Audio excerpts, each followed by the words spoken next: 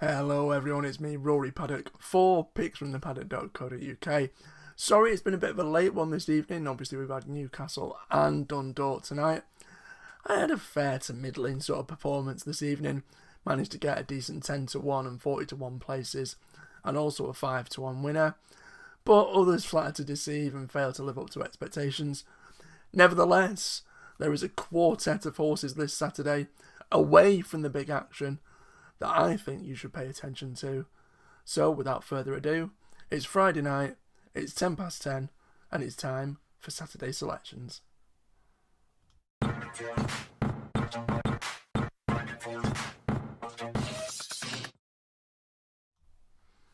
Hello everyone, indeed it is 10 past 10 on a Friday night. I'm sure you're out there partying. Actually no, you're not, it's gone 10 o'clock, forget it, you're at home. That's if you're being good.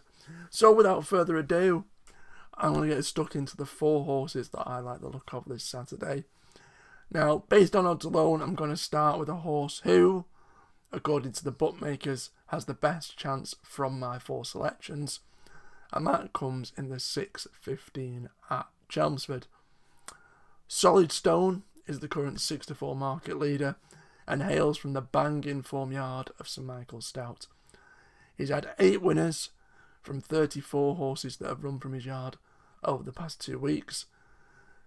And that's without even mentioning that one of the breakout stars of the season, in the saddle, Holly Doyle, is also booked for the ride. The horse produced a much better showing when returned to the all-weather at Kempton last time, when he managed to claim 3rd.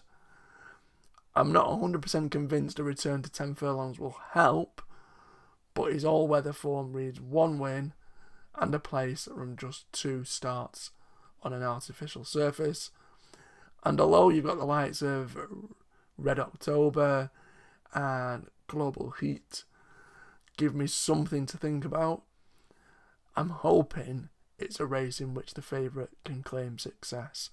So that's Solid Stone in the 6.15 at Chelmsford, the current 6-4 market leader. Then we're taking a turf race.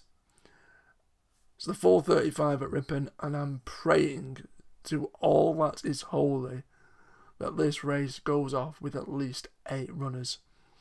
There's 9 in there at the moment, and my selection looks an outsider with an each-way chance. His likelihood of grabbing a place is obviously going to be helped if we have the right quota of runners and we get that 8, so we get those 3 places.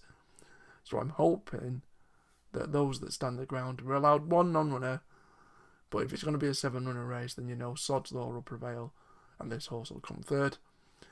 Now obviously the very lightly raced Strawberry Rock from the yard of Hugo Palmer seems a more likely winner, but it's actually one of the Tim Easterby duo that gets the juices flowing, so to speak. Both of Easterby's charge have course and distance success, but it's the outsider of the 2. Currently priced at 16-1, and it's Muckayham that gets my vote.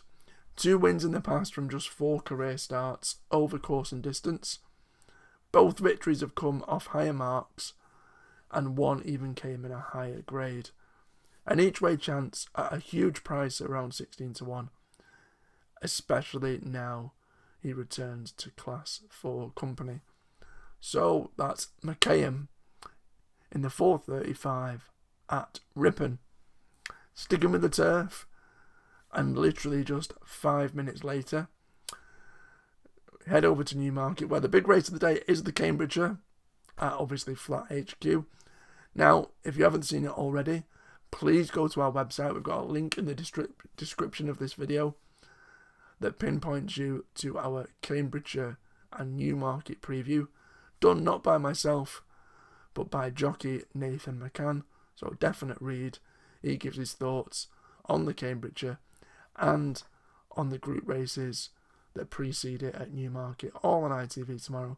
So please make sure you go and check that out, and hopefully don't miss out on a winner. Now, all that being said, In order to see my selection, you'll have to wait until the final race on the card, which is the 440, where trainer Roger Fell has bagged 3 winners and sent out 3 winners from his yard in the past 5 days. His stable is starting to hit a fair bit of form, and I'm hoping he can add to that success with 6-year-old course and distance winner Presidential. Now, the booking of Kieran Fallon is obviously a massive plus. And although, look, it's a very competitive handicap, but he's got a decent jockey on board, a course and distance winner, and his form this term has been very up and down, but produced one of his better performances here at Newmarket earlier in the year. A win and 2 places from just 5 starts at this course obviously rings as a positive as well. Both placed performances came off higher marks. Yes, it looks a tough race, but worth a shot at around 10-1 for a yard in form with conditions to suit. That's Presidential as my selection in the lucky last, the 440 at Newmarket. Now, last but not least, we head back over to Chelmsford for a race on the artificial surface. Now, all eyes will be on the unlucky Triumph Hurdle fall at Goshen earlier in the day, but the yard of Gary Moore may this Saturday be able to find success elsewhere, this time in the 5:45 with 6-year-old Luxford. Her best efforts have been over course and distance and included a 3rd placed finish here, just a handful of starts back. She's far from prolific. You can tell by the fact that she's not won any sort of race since October 2017, but don't let that put you off. The level of opposition in this race hardly screams high class, and if truth be told, the way I see it, if you ran this race 10 times, the likelihood is you'll end up with 10 different winners. I'm just hoping that Saturday evening is when it's Luxford time to shine. After nearly 2 years without entering the winner's enclosure, 25-1, get on for a horse that will be really suited by conditions, its weight, the distance, and the class of race. So that's Luxford, the 5:45 at Chelmsford, as my each way outside selection of those 4. Now, just to let you know, those 4 are not my Racing Post nap. None of those got the tick in the right box to be my best bet of the day. So, if you want to see that, you'll have to head on over to picksfromthepaddock.co.uk, or alternatively, wait till Saturday morning and check either Facebook or Twitter, and you'll see our daily team naps roundup. So, as always, let us know in the comments what you like, what you're backing this Saturday. What do you want to back in the Cambridgeshire? I mean, there's 29 runners, so you might have to throw a few darts. But all the best if you follow. Thanks for any likes, shares and comments. And as always, good luck if you follow.